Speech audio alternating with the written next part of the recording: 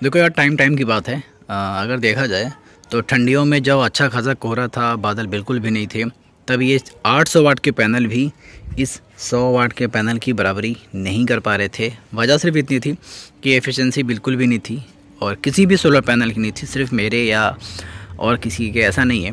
चाहे आप जिस भी टेक्नोलॉजी का पैनल लेके चले आओ, वो मात्र 20%, 10%, 8% के आसपास ही अपनी पावर को जनरेट कर पा रहे थे। तो 50 वाट ये 50 वाट वो दोनों मिला करके 100 वाट, इससे ज़्यादा नहीं निकाल पा रहे थे जब बहुत भयंकर कोहरा था।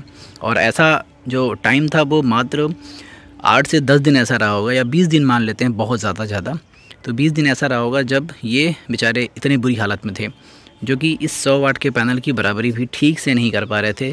बेचारों को बड़ी जद्दोजहद करनी पड़ रही थी। और आज ये सिंगल 100 वाट का एक पैनल मैं आपको दिखा देता हूँ, आखिर टाइम रहने पर इसका जब टाइम आता है तो क्या ये कर सकता है। ऑलरेडी वो 10 साल पुराना पैनल हो चुका है। और यहाँ पर आप देखो तो मेरी इस 100 एच की 2 बैटरियों को, ये जेल बैटरियाँ हैं 100 एच की, कॉम्पैक्ट होती हैं और ज़्यादा एनर्जी स्टोर कर सकती हैं। तो इन 2 बैटरियों को अकेले इसने जो है चार्ज कर लिया है। मैं ये नहीं कहूँगा कि 0 to 100 चार्ज कर लिया है, बस इतना है कि अगर 20-30% आप इस बैटरी को डिस्चार्ज कर रहे हो तो ऐसी कंडीशन में आप इसे वापस से चार्ज कर सकते हो एक 100 वाट के पैनल से बहुत ही अच्छे तरीके से, मतलब अच्छे एम्पियर के साथ। अभी देखो मैंने इसका जो चार्जिंग वोल्ट है 13.8 सेट किया हुआ है। इस वजह से जो सोलर का जो चार्जर है, यानी जो ब्लिंक होना चाहिए, ये ब्लिंक नहीं हो रहा है। अभी थोड़ी देर में ये ब्लिंक होना स्टार्ट हो जाएगा। जब ये वैसे तो 13.8 को हिट कर लिया है, इसलिए ये अभी रुक गया है। तो इसका कुछ अंदर का सॉफ्टवेयर ऐसा है कि कुछ सेकंड तक 13.8 पर रुकेगा, जो कि इसका चार्जिंग आपने सेट किया होगा। उसके बाद ये वापस से थोड़ा सा डाउन आएगा और वापस से 13.8 तक ले करके जाएगा। तो अभी ऐसे ही बात करते करते देखिएगा, आप लोग होल्ड करे रहिए। अभी मालूम पड़ जाएगा इसमें कि 13.4 या 5 या 6 तक आएगा और वापस से 13.8 तक ले जाने की जिद करेगा। और वोल्टेज का जो सेटअप है वो 13.8 ही मैंने रखा हुआ है, यहाँ पर सेटिंग कर सकते हैं। और इसी वजह से मैं इस सोलर चार्ज कंट्रोलर को, जो कि PWM पर होता है, मैं इसलिए इसको यूज़ कर रहा हूँ। तो थोड़ा सा एक बार डाउन होने देंगे तो मैं आपको दिखा दूँगा।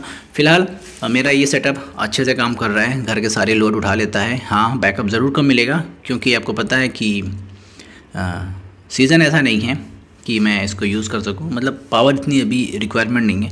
बाकी 40 एच की बैटरी ऐसे ही पड़ी हुई है। ये भी अभी जब ये कुछ देर में वीडियो बन जाएगी तो मैं इसको वापस से उस पर शिफ्ट करूँगा और उसे चार्ज करूँगा। तो अभी तो यार ये कुछ ज़्यादा देर तक होल्ड कर रहा है 13.8 पर।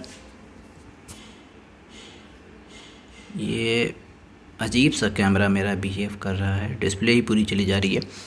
तो यहाँ पर आप देखें तो इससे वैसे तो इस चार्ज कंट्रोलर का एक और फ़ायदा होता है कि अगर आपको आउटपुट लेना है और आपको कंफर्म करना है कि 12 वोल्ट से नीचे न जाए बैटरी, उससे पहले ये कट कर देगा। तो ऐसी सेटिंग भी इसके अंदर होती है, ऐसा नहीं है। तो देख लो, अच्छे खासे तरीके से ये काम कर सकते हैं। और बाकी रहे इन सभी की बात, तो ये सभी जो हैं मेरे अच्छे खासे काम कर रहे हैं। और अब बहुत जल्द मैं इसका भी यूज़ करने वाला हूँ और दिखाऊंगा मैं कि किस तरीके से इससे मैं रात में जो सभी घर के जितने भी बल्ब हैं वो मैं जला कर दिखाऊंगा।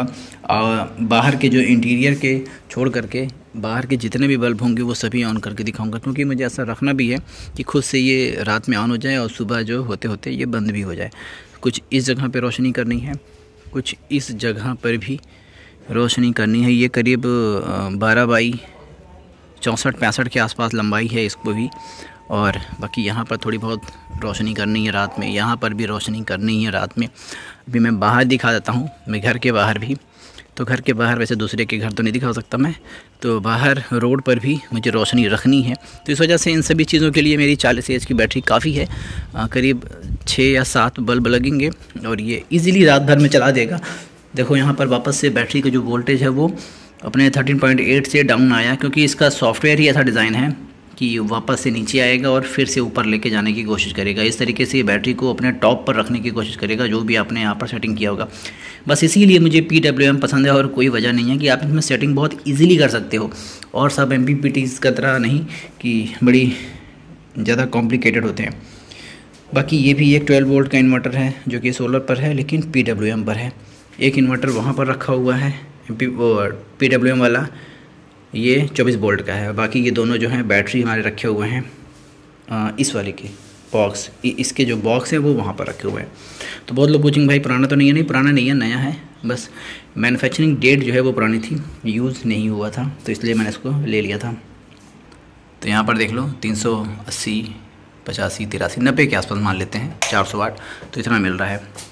बाकी मैंने बैटरियों की क्लीनिंग की है, ज़रूरी है क्लीन करना, अदरवाइज़ बैटरी धीमे धीमे और सेल्फ डिस्चार्ज बढ़ जाता है उनका। तो इनके टर्मिनल के बीच में पानी नहीं होना चाहिए, सफाई ज़रूर करो। बहुत लोग देखता हूँ मैं, वो लगा देते हैं और बस भूल जाते हैं, जब 5 साल आता है तो 3 साल आता है तो बहा देते हैं बैटरियों को। ऐसा नहीं करना चाहिए, थोड़ी बहुत सर्विस करती रहना चाहिए। सो बस नेक्स्ट वीडियो मिलेंगे। फिलहाल बहुत ज़्यादा इसके बारे में तो नहीं बता पाऊँगा, लेकिन हाँ टाइम की बात है, 800 वाट बराबर 100 वाट भी होता है ठंडियों में।